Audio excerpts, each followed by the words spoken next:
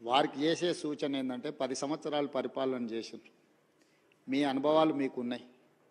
మీ వల్ల ప్రజలకు కూడా కొన్ని అనుభవాలు ఉన్నాయి. ఆ ప్రజల అనుభవాల మేరకే ప్రజలు ఒక తీర్పు ఇచ్చిండ్రు. 10 సంవత్సరాలు ఏలిన మీరు 10 నెలలు కూడా పూర్తి చేసుకొని ప్రభుత్వం మీద కొన్ని వందల ఆరోపణలు చేస్తున్నారు. నాకేం అభ్యంతరం లేదు. అది మీ విజ్ఞత, మీ అవగాహన. అదేవిధంగా ఈరోజు వారు సిరిసిల్ల చేనేత కార్మికుల గురించి, బతుకమ్మ చీరల గురించి వారు గొప్పగా చెప్పిండ్రు. నాకేం అభ్యంతరం లేదు.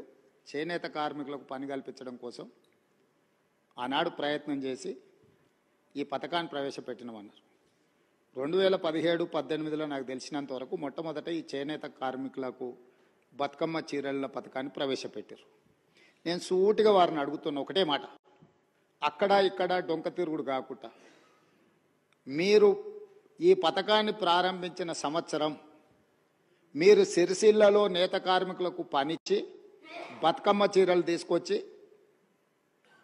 ఆడబిడ్డలకు పంచిపెట్టినరా, లేకపోతే మీ బినామీలకు కాంట్రాక్ట్లు ఇచ్చి సూరత్ వెళ్ళి సూరత్లో మీ తూకం కింద చీరలు తీసుకొచ్చి చీరల సైజు కంటే సైజు తక్కువ కట్ చేసి దండి కొట్టి ఆడబిడ్డలకు పంచిపెడితే ఆడబిడ్డలు తిరుగుబాటు చేసి ఇవి బతుకమ్మ చీరలు ఆడబిడ్డలు కట్టుకునేటివి కావు అని చెప్పి ఆడబిడ్డలు తిరుగుబాటు చేసిన మాట వాస్తవం కాదా? తమరి ద్వారా వారిని నేను ఏమడగదలుచుకున్నా అంటే ఒకటే మాట, స్ట్రైట్గా సమాధానం. మీరు పథకం ప్రారంభించిన రోజు పేదలకు ఇచ్చిన చీరలు సిరిసిల్ల చేనేత కార్మికులు నేసినాయా? సూరత్కి వెళ్ళి కిలోల కింద తూకంలో కొనుక్కొచ్చి కమిషన్లు కొట్టి పేదలను మోసం చేసిండ్రా లేదా వారు చెప్పాలి. నెంబర్ 1 అధ్యక్ష.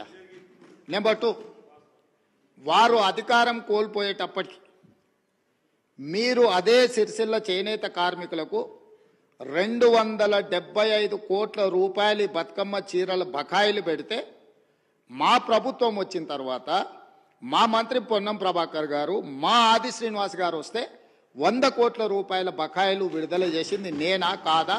ఓసారి రికార్డులు